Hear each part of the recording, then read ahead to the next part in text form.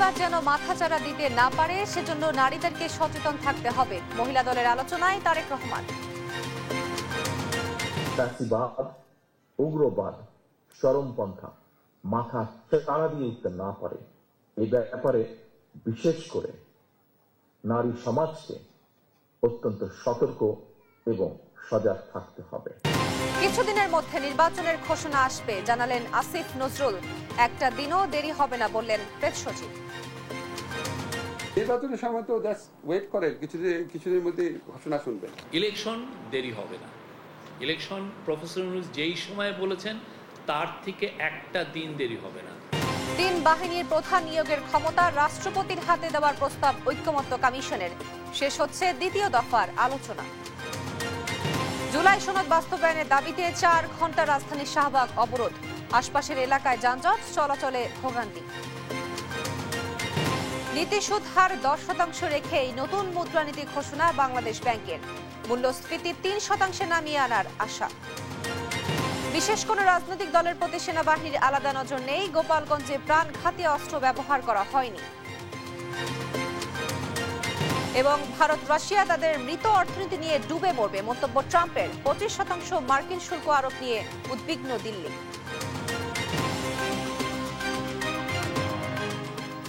সংবাদ সন্ধ্যায় দেখছিলেন শিরোনাম। পুরো খবর জুড়ে আপনাদের সঙ্গে আছি আমি তোয়া আফরোজ।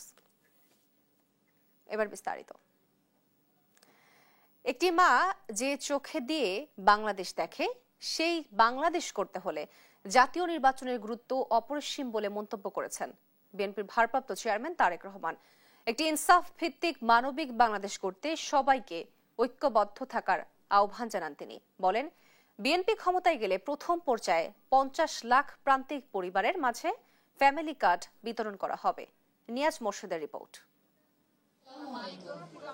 নারীর চোখে জ্বলুক স্বাধীনতার প্রদীপ, তবে সেই নারীর চোখে আজ স্বজন হারানোর কান্না।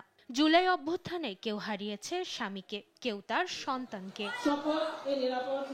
বৃহস্পতিবার বিকেলে রাজধানীর শাহবাগে আবু সাইদ মিলনায়তনে জুলাই অভ্যুত্থানে নারীদের অবদান শীর্ষক আলোচনা সভায় যোগ দিয়ে শহীদ হওয়া পরিবারের সদস্যরা হারানো স্বজনদের স্মৃতিচারণ করতে গিয়ে কান্নায় ভেঙে পড়েন। আলোচনা সভায় যোগ দিয়ে বিএনপির সিনিয়র নেতারা বলেন, নারীরা শুধু সুসন্তানই গড়বে না, দেশ গঠনেও ভূমিকা রাখবে।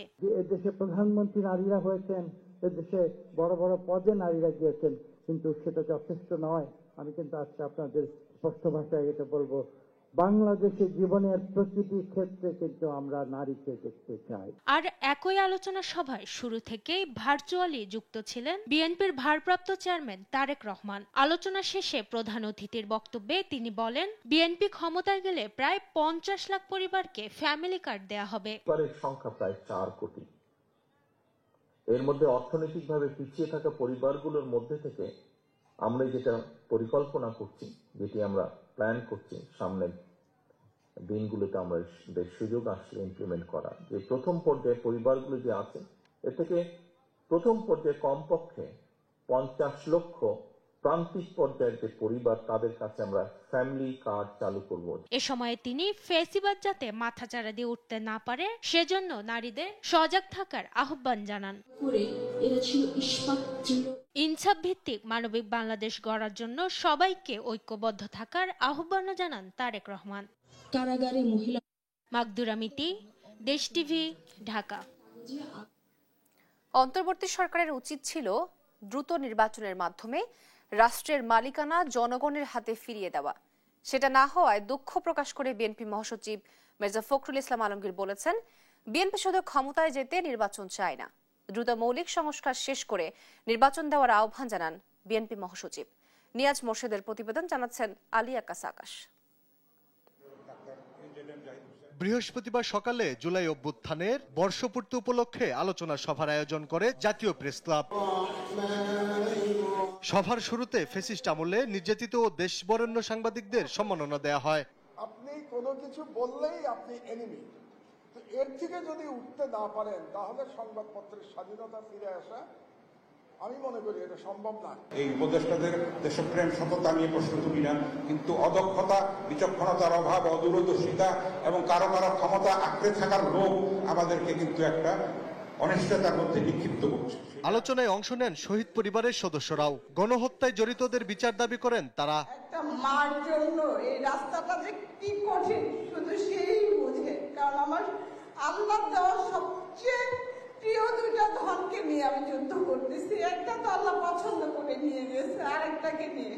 বিএনপির স্থায়ী কমিটির সদস্য ডাক্তার এজেডএম জাহিদ হোসেন বলেন, দেশে সরকারের কোনো নিয়ন্ত্রণ নেই, যে কেউ ইচ্ছে হলেই সড়ক অবরোধ করছে, মব করছে। দয়া করে অর্জনকে কুক্ষিগত করে শেখ হাসিনার মতো পলায়নের রাস্তা তৈরি করেন না। এই অর্জন ভালো কিছু সকল মানুষের অর্জন। আর বিএনপির মহাসচিব মির্জা ফখরুল ইসলাম আলমগীর বলেন, রাজনৈতিক দলগুলো কাদা ছোড়াছুড়ি করবে, এটাই স্বাভাবিক, তবে মাত্রা ছাড়ালে তিক্ততা বাড়বে। রাজনীতিবিদদেরকে বলা হয় যে রাজনীতিবিদরা সকল নষ্টের গোড়া, এটা প্রথম কথা বলা হয় এবং অভিযোগ করা হয় কিন্তু রাজনীতিবিদদেরকে সবচেয়ে বেশি। স্বাভাবিকভাবেই তারা একটা রাষ্ট্র তো রাজনীতি দিয়েই চলে, সুতরাং যাই থাক, যে মতবাদের লোকেরই থাক, তাদেরকে সেই রাষ্ট্র পরিচালনা করতে গিয়ে আপনার বিভিন্ন সময় বিভিন্ন রকম কাজ করতে হয় বা করে, যখন তারা আপনার জনগণের দ্বারা আপনার সমাদিত হন, এটাই কিন্তু স্বাভাবিক। এর আগে প্রেস ক্লাব চত্বরে বৃক্ষরোপণ এবং জুলাই অভ্যুত্থানের ফটো সাংবাদিকদের তোলা ছবির প্রদর্শনী উদ্বোধন করেন বিএনপি মহাসচিব। আলী আকাশ, দেশ টিভি, ঢাকা। কিছুদিনের মধ্যেই জাতীয় নির্বাচনের তারিখ ঘোষণা হবে বলে জানিয়েছেন আইন উপদেষ্টা ডক্টর আসিফ নজরুল। জানান, ইতিহাসের সেরা নির্বাচন করতে চায় অন্তর্বর্তী সরকার। আর প্রধান উপদেষ্টার প্রেস সচিব শফিকুল আলম জানান, প্রধান উপদেষ্টার ঘোষিত সময়ে নির্বাচন হবে, পেছানোর কোনো সুযোগ নেই। সচিবালয়ে আলাদা অনুষ্ঠানে এসব কথা বলেন তারা। তৌফিক মাহমুদ মুন্নার রিপোর্ট। ছাত্র জনতার আন্দোলনের মুখে সাবেক প্রধানমন্ত্রী শেখ হাসিনা দেশ ছাড়ার পর দেশ পরিচালনার দায়িত্ব নেয় ডক্টর মোহাম্মদ ইউনূসের নেতৃত্বে অন্তর্বর্তী সরকার। সম্প্রতি লন্ডনে বিএনপির ভারপ্রাপ্ত চেয়ারম্যান তারেক রহমানের সঙ্গে বৈঠকের পর ফেব্রুয়ারিতে নির্বাচনের কথা জানান প্রধান উপদেষ্টা। এখন নির্বাচনী আলোচনায় সরগরম পুরো দেশ। এমন পরিস্থিতিতে বৃহস্পতিবার দুপুরে বিএসআরএফ সংলাপে কথা বলেন প্রধান উপদেষ্টার প্রেস সচিব শফিকুল আলম। আগামী ৫-৬ দিন সরকারের জন্য খুবই গুরুত্বপূর্ণ উল্লেখ করে তিনি বলেন, যা কিছু হোক, নির্বাচন পেছানোর কোনো সুযোগ নেই। আগামী ৫-৬টা দিনে আমরা বুঝবো যে আমরা সামনে কোথায় যাচ্ছি। বাট একটা বিষয় আপনি নিশ্চিত থাকেন, ইলেকশন দেরি হবে না। ইলেকশন প্রফেসর ইউনূস যেই সময়ে বলেছেন তার থেকে একটা দিন দেরি হবে না। উনি প্রথমে বলেছিলেন যে এটা এপ্রিলের ফার্স্ট 15 ডের মধ্যে হবে। পরবর্তীতে আমরা লন্ডনে বলেছি যে এটা যদি অনেকগুলো সংস্কার হয় এবং ট্রায়ালের কাজগুলো এগিয়ে যায়, সেক্ষেত্রে এটা ফেব্রুয়ারিতে হবে। পরে নিজ মন্ত্রণালয়ে সংবাদ সম্মেলন করেন আইন উপদেষ্টা ডক্টর আসিফ নজরুল। নির্বাচন সুষ্ঠু করতে কাজ চলছে জানিয়ে তিনি বলেন, কিছুদিনের মধ্যে জাতীয় সংসদ নির্বাচনের তারিখ ঘোষণা হবে। নির্বাচনের সময় তো জাস্ট ওয়েট করেন, কিছুদিনের মধ্যে ঘোষণা শুনবেন। 8-এর ইলেকশন নিয়ে প্রশ্ন নাই, এটার সাথে আমি দ্বিমত পোষণ করি। 8-এর ইলেকশন নিয়ে প্রশ্ন তোলার অবকাশ আছে। আপনারা যারা সাংবাদিকরা আছেন, কাজ করেন, অনেক ভয়াবহ তথ্য পাবেন 8-এর ইলেকশন নিয়ে। যাই হোক, আমাদের যা যা করার আছে, ধরেন আমরা তো ইলেকশন কার্যক্রম তো ইলেকশন কমিশন দেখবে। আমি শুধু আমাদের সরকারের নিয়তের কথা আপনাকে বলতে পারি। আমাদের নিয়ত আছে বাংলাদেশের ইতিহাসে বেস্ট ইলেকশন দেওয়া, এটা স্যার আমাদেরকে সবসময় বলে। আইন মন্ত্রণালয় গেল 1 বছরে 15,000-এর বেশি রাজনৈতিক হয়রানিমূলক মামলা প্রত্যাহারের সুপারিশ করেছে বলে জানান আইন উপদেষ্টা। চাপ কমে, মানুষের হয়রানি কমে, মানুষের। তৌফিক মাহমুদ মুন্না, দেশ টিভি, ঢাকা। জাতীয় সংসদের উচ্চকক্ষ হবে 100 আসন বিশিষ্ট। এই সদস্যরা মনোনীত হবেন সংখ্যানুপাতিক পদ্ধতিতে, অর্থাৎ জাতীয় নির্বাচনে দলগুলোর যে ভোট পাবে সেই হারে দলগুলোর মধ্যে এসব আসন বন্টন করা হবে। জাতীয় ঐকমত্য কমিশনে বিষয়টি নিয়ে দীর্ঘ আলোচনার পর কমিশন এই সিদ্ধান্ত ঘোষণা করেছে।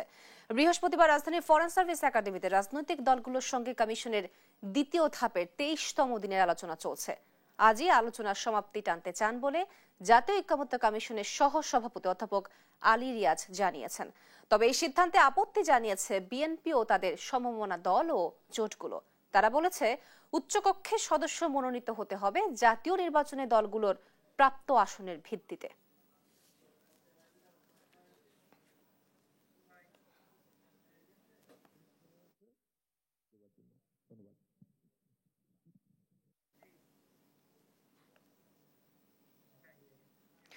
দর্শক, রাজধানীর ফরেন সার্ভিস একাডেমিতে আছেন আমাদের সহকর্মী তাইফুর রহমান তুহিন। আমরা সরাসরি যুক্ত হব তার সঙ্গে।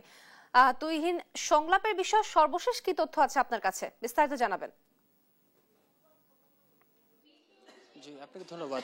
জানেন যে জাতীয় ঐক্যমত্য কমিশন কিন্তু আজকে প্রায় 23 কার্যদিবস ধরেই কিন্তু তারা রাষ্ট্রের যে বিভিন্ন সংস্কার সেই বিষয়গুলো নিয়ে কিন্তু তারা আলোচনা করছেন।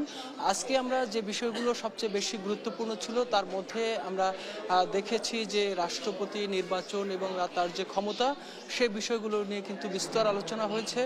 একই সাথে আমরা দেখেছি যে সংসদে উচ্চকক্ষ এবং নিম্নকক্ষ দুটি কক্ষ এবং উচ্চকক্ষ গঠন প্রক্রিয়া কি হবে এই বিষয়গুলো নিয়ে কিন্তু বিস্তর আলোচনা হয়েছে। তবে যে বিষয়টি লক্ষ্য করা গিয়েছে যে উচ্চকক্ষ গঠনে সমস্ত দল কিন্তু যেখানে পিয়ার পদ্ধতি অনুসরণ করার কথা বলছেন, যেটি বলছেন যে যারা নিম্নকক্ষে যারা নির্বাচিত হবেন তারা তাদের প্রত্যক্ষ ভোটের মাধ্যমে এবং সংখ্যানুপাতিকভাবে উচ্চকক্ষ গঠন করা হবে। এই বিষয়টি কিন্তু অনেকেই একমত দিয়েছেন। তবে সেখানে বিএনপির পক্ষ থেকে নোট অফ ডিসেন্ট দেওয়া হয়েছে। সেই সাথে রাষ্ট্রপতির গঠন প্রক্রিয়া নিয়ে, রাষ্ট্রপতির নির্বাচন নিয়ে কিন্তু আলোচনা হয়েছে। আমরা সেখানে লক্ষ্য করেছি যে এখানে কিন্তু বলা হয়েছে যে রাষ্ট্রপতি যারা নিম্নকক্ষে অর্থাৎ জনগণের প্রত্যক্ষ ভোটে যারা নির্বাচিত হবেন তারা কিন্তু প্রত্যক্ষ ভোটের মাধ্যমে অর্থাৎ তারা ব্যালটে ভোটের মাধ্যমে রাষ্ট্রপতি নির্বাচন করবেন। এই বিষয়টি কিন্তু সবাই সম্মতিক্রমে এটি কিন্তু গৃহীত হয়েছে এবং তার যে কার্যপরিধি অর্থাৎ যে রাষ্ট্রীয় যে বিষয়গুলো রয়েছে যেই সেক্টরে যেমন মানবাধিকার কমিশনের চেয়ারম্যান, পিএসসির চেয়ারম্যান, দুদক চেয়ারম্যান এবং মানবাধিকার কমিশনের চেয়ারম্যান এই বিষয়গুলো টেলিকমিউনিকেশন বিভাগের চেয়ারম্যান যারা হবেন তাদের যে নিয়োগের বিষয়টি যেটি আগে ছিল প্রধানমন্ত্রীর সাথে আলোচনা সাপেক্ষে রাষ্ট্রপতি নিয়োগ দিতেন সেই বিষয়গুলোতে কিন্তু আলোচনা হয়েছে। যেখানে আমরা দেখেছি যে বেশ কিছু বিষয়ে বিভিন্ন দল তারা কিন্তু বলছেন যে বেশ কয়েকটি বিষয়ে তারা যেটা রাষ্ট্রপতি সরাসরি নিয়োগ দিতে পারবেন এবং কিছু বিষয় প্রধানমন্ত্রীর হস্তক্ষেপ থাকবে। এই বিষয়গুলো নিয়ে কিন্তু সর্বশেষ আলোচনা হয়েছে।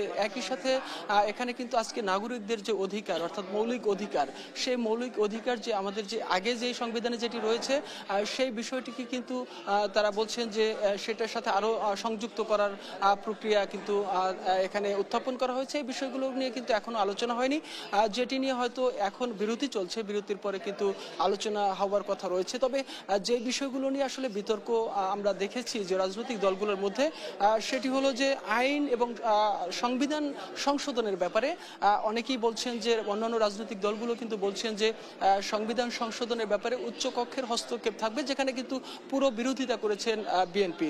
তো এর মধ্য দিয়ে কিন্তু আসলে জাতীয় ঐক্যমত্য কমিশনের কিন্তু সংলাপ এখনই চলছে। আপনারা জানেন যে আজকে কিন্তু সেই সংলাপের সর্বশেষ দিন বলে আমরা কিন্তু জানছি। তবে কিছুক্ষণের মধ্যে আবারও বসবে, তারপরে হয়তো আনুষ্ঠানিক বক্তব্যে আমরা জানতে পারবো আসলে কোন বিষয়গুলোতে ঐক্যমত্য হয়েছেন এবং কোন বিষয়গুলোতে এখনো অমীমাংসিত রয়ে গেছেন। তো এই ছিল ফরেন সার্ভিস একাডেমি থেকে আমার কাছে সর্বশেষ। তুহিন, আপনাকে ধন্যবাদ। দর্শক, রাজধানীর ফরেন সার্ভিস একাডেমি থেকে সংলাপের বিষয়ে বিস্তারিত জানাচ্ছিলেন আমাদের সহকর্মী তাইফুর রহমান তুহিন। জুলাই আন্দোলনের প্রায় 1 বছর পরও দাবি বাস্তবায়ন না হওয়ায় ফের রাজপথে নেমেছেন জুলাই যোদ্ধারা। তাদের দাবি জুলাই ঘোষণাপত্র, জুলাই সনদ বাস্তবায়ন এবং স্থায়ী বিধান হিসাবে যুক্ত করা। এ নিয়ে বৃহস্পতিবার সকালে শাহবাগ মোড় অবরোধ করে তারা। দাবি আদায় না হওয়া পর্যন্ত রাজপথে থাকার হুঁশিয়ারি দেন শহীদ পরিবারের সদস্য ও আহতরা। আরো জানাচ্ছেন তন্দ্রতারণ্য। জুলাই আন্দোলনের প্রায় 1 বছর পর ফের রাজপথে জুলাই যোদ্ধারা। তবে এবারের দাবি কিছুটা ভিন্ন। দ্রুতই দিতে হবে জুলাই সনদ ও জুলাই ঘোষণাপত্র। বৃহস্পতিবার সকাল থেকে লাল সবুজ পতাকা, ব্যানার ও প্ল্যাকার্ড হাতে শাহবাগ মোড়ে অবস্থান নেয় জুলাই শহীদ পরিবারের সদস্য ও আহত যোদ্ধারা। আন্দোলনকারীরা বলছেন দীর্ঘদিন ধরে চলা ঘোষণাপত্র সহ সনদের দাবি করে এলেও সরকার তা বাস্তবায়নে কোনো পদক্ষেপ নেয়নি, তাই বাধ্য হয়ে রাজপথে নেমেছেন তারা। এই পর্যন্ত 3 বার আমাদের আশ্বাস দেওয়া হয়েছে, কিন্তু এই পর্যন্ত একবারও তারা কথা রাখেনি। কিন্তু এইবার আমরা যে পর্যন্ত আমাদের দাবি না মানবে আমরা এই শাহবাগ থেকে যাব না। প্রত্যেকটা সেক্টরে আমাদেরকে যা যা দিবে বলছে আজ পর্যন্ত শুধু এভাবে ঝুলিয়ে রাখছে, হাতে দেওয়া হচ্ছে না। সরকার যা বলেছে যে আমাদের ন্যায্যটা আমাদের বুঝিয়ে দিবে, আমাদের জুলাই সনদ এবং জুলাই ঘোষণা আর আমাদের সুচিকিৎসাটা আমাদের এই 3টা দাবি। আর একটা দাবি হলো যে আমাদের জুলাই সনদ যে ঘোষণাটা দিবে ওটা মেন সংবিধানে যুক্ত থাকতে হবে। জুলাই ঘোষণাপত্র সংবিধানে যুক্ত করা না হলে জীবনের ঝুঁকি দেখছেন জুলাই যোদ্ধারা। আর জুলাই সনদ কেবল দাবি নয়, রাষ্ট্র সংস্কারের এটি অধিকার বলেও জানান তারা। জুলাই যোদ্ধারা প্রত্যেকেই ভয় আছে যে আগামী রাজনৈতিক দল যেটাই আসবে তারাই আমাদের উপর অত্যাচার করতে পারে, এটার কোনো গ্যারান্টি নেই। এখন বর্তমানে প্রেক্ষাপটে সরকারের যে অবস্থা, এখন কেউ সেফ না। ভবিষ্যতে নির্বাচিত কোন সরকার আসলে তার দলের স্বার্থে, সাংগঠনিক স্বার্থে আমরা আমাদের জুলাই যোদ্ধা যারা আছে, আমরা যারা ছাত্র জনতা ছিলাম, আমরা যারা রাজনৈতিক ব্যানারে ছিলাম না, তাদের অনিরাপত্তায় থাকবো। দাবি আদায় না হওয়া পর্যন্ত কর্মসূচি চালিয়ে যাওয়ার হুঁশিয়ারিও দেন আন্দোলনকারীরা। এদিকে অবরোধ কর্মসূচি ঘিরে শাহবাগ সহ আশেপাশের এলাকায় তৈরি হয় তীব্র যানজট, ভোগান্তিতে পড়ে নগরবাসী। তন্ডা তারণ্য, দেশ টিভি, ঢাকা। নীতি সুধার 10% রেখেই নতুন মুদ্রানীতি ঘোষণা করেছে Bangladesh bank. Governor Ahsan H Mansur বলেন, বাংলাদেশের রাজনৈতিক অস্থিরতা অস্বীকার করার উপায় নেই। তারপরেও মূল্যস্ফীতি 3 থেকে 5% নামিয়ে আনার আশা প্রকাশ করেন তিনি। আর জানাচ্ছেন জান্নাতুল মোহনা। বৃহস্পতিবার দুপুরে কেন্দ্রীয় ব্যাংকের সদর দপ্তরে এক সংবাদ সম্মেলনে নতুন মুদ্রানীতি ঘোষণা করেন বাংলাদেশ ব্যাংকের governor doctor Ahsan H Mansur. Observe করতে হবে শুধু না, কিভাবে সেটাকে ট্যাকল করা যায় সেটাও চিন্তা করতে হবে। এ সময় নীতি সুদ হার 10% রেখেই নতুন মুদ্রানীতি ঘোষণা করেন তিনি। জানান, মূল্যস্ফীতি কমে এলে এবং বাজারে স্থিতিশীল রাখতে পারলে প্রবৃদ্ধি বাড়বে। আমরা যেটা চাচ্ছি যে ইনফ্লেশনটা আরো কমতে হবে, তা না কমা পর্যন্ত আমাদের এই পলিসি স্ট্যান্সটা একটু টাইটার পজিশনে থাকবে। আমরা চাচ্ছি ইনফ্লেশনটাকে ক্রমান্বয়ে একটা রেঞ্জে নিয়ে আসতে। সেটা আমাদের মনে হয় যে এটা 3 থেকে 5-এর মধ্যে যদি আমরা আনতে পারি, হয়তো একটু সময় লাগবে, সেটা আমাদের লক্ষ্য। বাংলাদেশ ব্যাংকের ড্রেস কোড ইস্যুতে বিদেশিদের নাক গলানোর কিছু নেই বলেও মন্তব্য করেন গভর্নর। একে বড় কিছু করে দেখার প্রয়োজন নাই এবং বিদেশিদের এটা নিয়ে নাক গলানোর কোনো প্রয়োজন আছে বলে আমি মনে করি না। এটা আমাদের পিওরলি ইন্টারনাল ব্যাপার এবং ভুল হতেই পারে অ্যাডমিনিস্ট্রেটিভ স্টেজে, লোয়ার স্টেজে, সেটাকে আমরা রেকটিফাই করে ফেলেছি। এছাড়া গভর্নর জানান, বৈশ্বিক পরিস্থিতি বিবেচনায় রপ্তানিমুখী অর্থনীতিতে চাপ বাড়তে পারে। এই প্রেক্ষাপটে মূল্যস্ফীতি এবং ব্যাংকিং খাত স্থিতিশীল রাখা বাংলাদেশ ব্যাংকের দুটি প্রধান কাজ। আমাদের এমপ্লয়মেন্ট মার্কেটটাই ভেরি ইম্যাচিউরড একটা মার্কেট। জান্নাতুল মোহনা, দেশ টিভি, ঢাকা। দেখছেন সংবাদ সন্ধ্যা। দেশে নিবন্ধিত 50টি রাজনৈতিক দলের মধ্যে নির্ধারিত সময়ে 29টি দল আয় ব্যয়ের হিসাব জমা দিয়েছে। সময় বাড়ানোর জন্য আবেদন করেছে 10টি দল, আর হিসাব জমা দেয়নি 11টি দল। নির্বাচন কমিশনে নিবন্ধিত রাজনৈতিক দলগুলোর আয় ব্যয়ের হিসাব জমা দেওয়ার শেষ সময় ছিল আজ বৃহস্পতিবার। নিবন্ধিত সব দলের কাছে হিসাব চাইলেও আওয়ামী লীগের কাছে আয় ব্যয়ের হিসাব চায়নি ইসি। ইসি জানায়, বিএনপি, জাতীয় পার্টি, গণ অধিকার পরিষদ সহ 29টি দল আয় ব্যয়ের হিসাব জমা দিয়েছে। আবেদনের প্রেক্ষিতে 10টি দলের সময় বাড়ানো হয়েছে। রাজনৈতিক দল নিবন্ধন শর্ত অনুযায়ী প্রতি বছর 31 জুলাইয়ের মধ্যে আগের পঞ্জিকা বছরের আয় ব্যয়ের হিসাব ইসিতে জমা দিতে হয়। পরপর 3 বছর হিসাব জমা দিতে ব্যর্থ হলে সংশ্লিষ্ট দলের নিবন্ধন বাতিলের বিধান রয়েছে।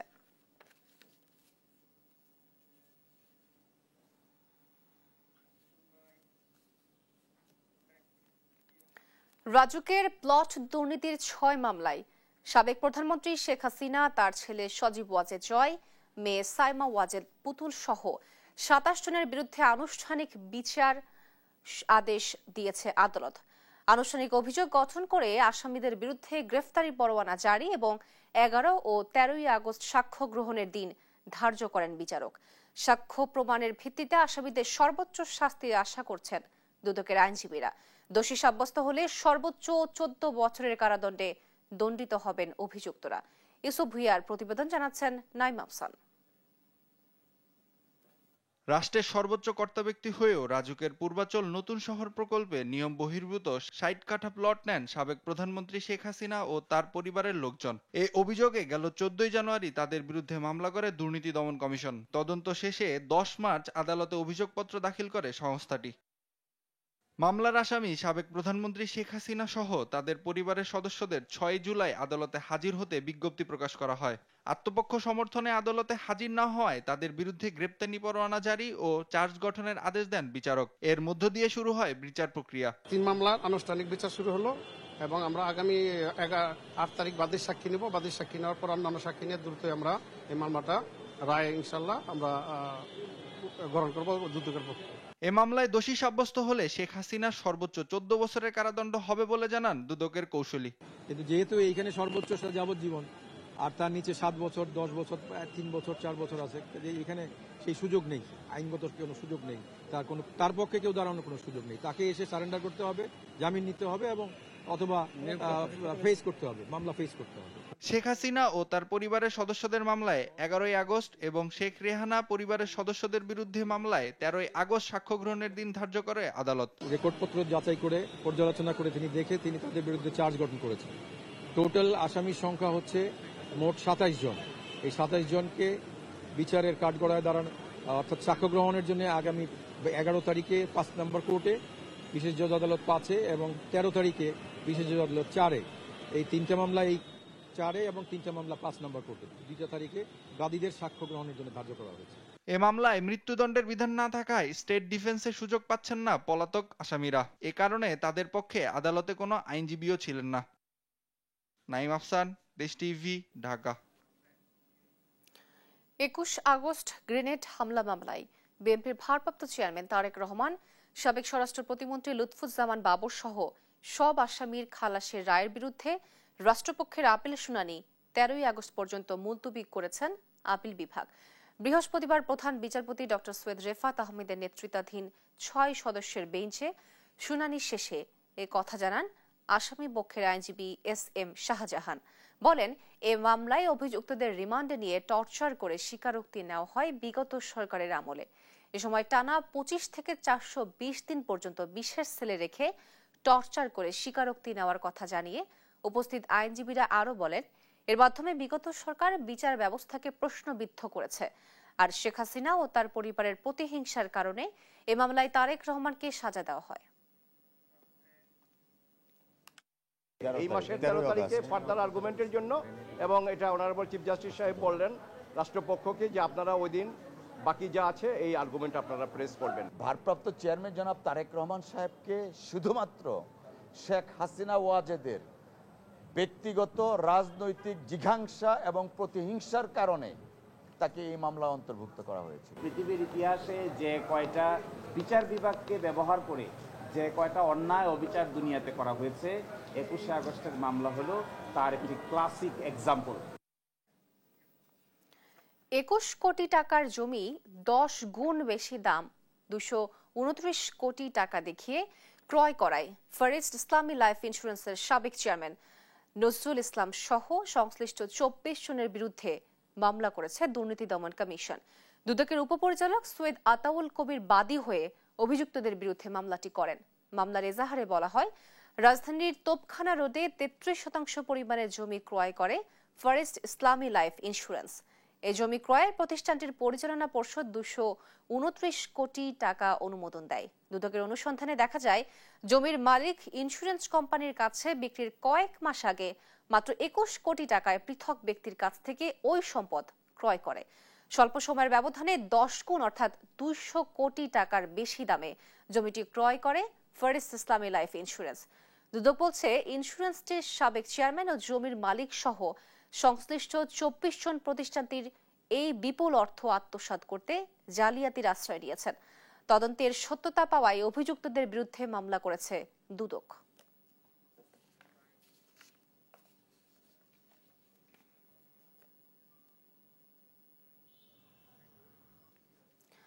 সমন্বয়ক পরিচয়ে মতিঝিলে একটি বেসরকারি ভবন দখলের চেষ্টায় বাধা দেওয়ায় থানায় গিয়ে পুলিশের ওপর চড়াও হয় 3 যুবক। কেন পুলিশ পাঠালো তার জবাব চায় থানার ওসির কাছে। পুলিশের কাজে বাধা ও অসদাচরণের দায়ে মহসিন রেজা, রিমন খান ও রায়হান কবিরকে আটক করে পুলিশ। পরে দ্রুত বিচার আইনে আদালতে পাঠায় পুলিশ। ডিএমপির মুখপাত্র বলেছেন, পুলিশের মনোবল ভেঙে বাণিজ্যিক ভবনটি দখলের পায়তারা করছিল এই 3 যুবক। হাসান আল মাহমুদের রিপোর্ট। মতিঝিলের এ বাণিজ্যিক ভবনটিতে সমন্বয়ক পরিচয় অবৈধভাবে দখল করতে যান মহসিন রেজা, রিমন খান, রায়হান কবির সহ ৩০-৩৫ জনের একটি দল। পরিস্থিতি নিয়ন্ত্রণে সেখানে পুলিশ গেলে ক্ষিপ্ত হন তারা। কেন সেখানে পুলিশ পাঠালো সেই কৈফিয়ত চাইতে রাতে থানায় গেলে গ্রেপ্তার করে পুলিশ। বাণিজ্যিক ভবন মতিঝিলে, ওখানে কয়েকটা ব্যাংকের অফিস আছে, একটা পত্রিকা অফিস রয়েছে। ওখানে তাদের অনুরোধের প্রেক্ষিতে পুলিশ কেন গিয়েছিল সে ব্যাপারে তাদের থানা পুলিশের কাছে কৈফিয়ত দাবি করে এবং নানা ধরনের ভয়ভীতি এবং হইহুল্লোড় সৃষ্টি করে। এর প্রেক্ষিতে পুলিশ তাৎক্ষণিকভাবে ঘটনাস্থল থেকে থানার অভ্যন্তর থেকে ৩ জনকে গ্রেফতার করে মহসিন, রিমন, রায়হান নামে। মামলার এজাহার সূত্রে জানা যায় থানার ওসির কক্ষে গিয়ে গালমন্দ করে হুমকি দেয়া হয় পুলিশকে। এর আগে মার্চ মাসে গুলশানে ভবন দখলে বাধা দিলে গুলশান থানায় গিয়ে হুমকি দেন মহসিন রেজা। আটক ৩ আসামি সহ অজ্ঞাত ৩০-৪০ জনের বিরুদ্ধে দ্রুত বিচার আইনে মামলা হয়েছে বলে জানান ডিএমপির মুখপাত্র। ইতিমধ্যে এই ৩ জন যারা পুলিশের হাতে আটক হয়েছে তাদের বিরুদ্ধে মামলা হয়েছে দ্রুত বিচার আইনে। এই বিষয়টা আমরা তদন্ত করে দেখছি, তারা কি উদ্দেশ্যে কেন পুলিশকে এরকম ভয়ভীতি বা হুমকি ধামকি প্রদর্শন করেছিল এবং তাদের উদ্দেশ্যটা কি, এই বিষয়গুলো আমরা তদন্ত করে দেখছি। পরে বিকেলে চিফ মেট্রোপলিটন ম্যাজিস্ট্রেট আদালতে হাজির করা হলে জামিন নামঞ্জুর করে কারাগারে পাঠানোর নির্দেশ দেন আদালত। হাসান আল মাহমুদ, দেশ টিভি, ঢাকা। বিশেষ কোনো রাজনৈতিক দলের প্রতি সেনাবাহিনীর আলাদা কোনো নজর নেই। গোপালগঞ্জে এনসিপি নেতাদের জীবন নাশের হুমকি থাকায় তাদের সহযোগিতা করা হয়েছে। বৃহস্পতিবার দুপুরে ঢাকা সেনানিবাসের অফিসার্স মেস এতে সংবাদ সম্মেলনে এসব কথা বলেন মিলিটারি অপারেশন পরিদপ্তরের colonel, staff colonel Mohammad Shafiqul Islam. এ সময় সারা দেশের নিরাপত্তা জোরদার, অপরাধ দমন এবং জনস্বার্থে পরিচালিত সেনাবাহিনীর অভিযানের নানা দিক তুলে ধরেন তিনি। সাদাত নিশাদের রিপোর্ট। বৃহস্পতিবার দুপুরে বনানীতে সেনাবাহিনীর নিয়মিত ব্রিফিং। সাংবাদিকদের সঙ্গে কথা বলেন মিলিটারি অপারেশনস পরিদপ্তরের colonel staff colonel Shafiqul Islam. সংবাদ সম্মেলনে উঠে আসে চাঁদাবাজির প্রসঙ্গ। এই সময় তিনি জানান, সব আইন শৃঙ্খলা বাহিনী একসঙ্গে কাজ করলেই কমবে চাঁদাবাজির মতো অপরাধ। এগুলো আসলে নিয়ন্ত্রণের জন্য যে আইন শৃঙ্খলা এজেন্সিগুলো যাদের সর্বাগ্রে দায়িত্ব পালন করার কথা বা দরকার, তারা যদি ইফেক্টিভ হয় তাহলে এটা আরও কমে আসবে বলে আমরা বিশ্বাস করি। সাথে সাথে আমাদের যে আভিযানিক দায়িত্ব রয়েছে সেটা আমরা সর্বদা পালন করছি। আইন শৃঙ্খলা বিষয়ে ব্রিফিংয়ে সাংবাদিকদের প্রশ্নে উঠে আসে গোপালগঞ্জে এনসিপিকে সেনাবাহিনীর পক্ষ থেকে বিশেষ সুবিধা দেওয়ার বিষয়টি। তবে এ নিয়ে তিনি জানান, বিশেষ কোনো দলের প্রতি আলাদা কোনো নজর নেই সেনাবাহিনীর। গোপালগঞ্জে সমাবেশে জীবননাশের হুমকি থাকায় আইন শৃঙ্খলা বাহিনী বল প্রয়োগ করলেও প্রাণঘাতী কোনো অস্ত্রের ব্যবহার করেনি সেনাবাহিনী। আপনারা জানেন এটা একটা অনাকাঙ্ক্ষিত একটা পরিস্থিতি ছিল, যেখানে ইট পাটকেল নিক্ষেপই শুধু করা হয়নি, এখানে আপনার ককটেল নিক্ষেপ করা হয়েছে। যখন সেখানে আপনার জীবননাশের হুমকি ছিল, তখন আত্মরক্ষার্থে আমাদের যে বাহিনীগুলো আপনার আইন শৃঙ্খলা বাহিনী ছিল তারা বল প্রয়োগ করেছে বা করতে বাধ্য হয়েছে। এখানে প্রাণঘাতী কোনো অস্ত্রের ব্যবহার করা হয়নি। পার্বত্য অঞ্চলে সন্ত্রাসীদের সংঘাত ইস্যুতেও তুলে ধরেন সেনাবাহিনীর অবস্থান। অভিযানের কারণে বা আপনার আভিযানিক কারণে যদি কোনো অতিরিক্ত ক্যাম্প এস্টাবলিশ করতে হয় তাহলে আমরা টিওবি, টেম্পোরারি অপারেটিং বেস করে সেইখান থেকে আমরা আমাদের আভিযানিক কার্যক্রমগুলো পরিচালনা করছি এবং এতে আমাদের অভিযানের বা আভিযানিক কার্যক্রমের কোনো সমস্যা হচ্ছে না। সেনাবাহিনীর মেজর সাদিক আওয়ামী লীগের লোকজনকে প্রশিক্ষণ দিচ্ছে এমন প্রশ্নের জবাবে সেনাবাহিনীর এই কর্মকর্তা জানান, মেজর সাদিকের বিষয়ে অবগত আছে সেনাবাহিনী। এ বিষয়ে তদন্ত চলছে বলেও জানান তিনি। শাহাদাত নিশাদ, দেশ টিভি, ঢাকা। দেখছেন সংবাদ সন্ধ্যা।